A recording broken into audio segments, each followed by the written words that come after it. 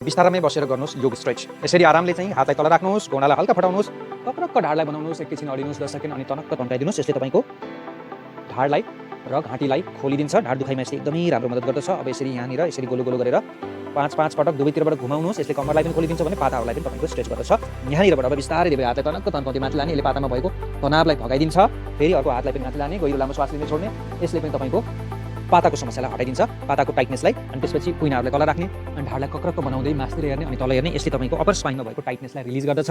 अनि त्यसपछि बिस्तारै अब यहाँबाट हजुर बिस्तारै ढाडमा पल्टिने, ढाडमा पल्टिसके पछाडि घुँडालाई बेन्ड गर्दै हिपलाई बिस्तारै माथि गरिदिने, तल गर्ने, माथि गर्ने, तल गर्ने।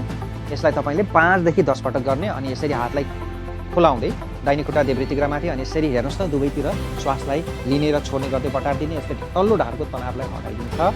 अनि त्यसपछि आएर घुँडालाई समातिदिने अनि त्यसै गरी देब्रे खुट्टालाई दाहिने तिघ्रामाथि यसरी दायाँ बायाँ हल्लाइदिने। यसलाई तपाईँले 5 पटक गर्न सक्नुहुन्छ। अनि अन्तिममा घुँडालाई यसरी समातिँदाखेरि तिघ्रा ढाड पुरै तन्किन्छ अनि यसले तपाईँलाई एकदमै आरामको महसुस गराउँछ।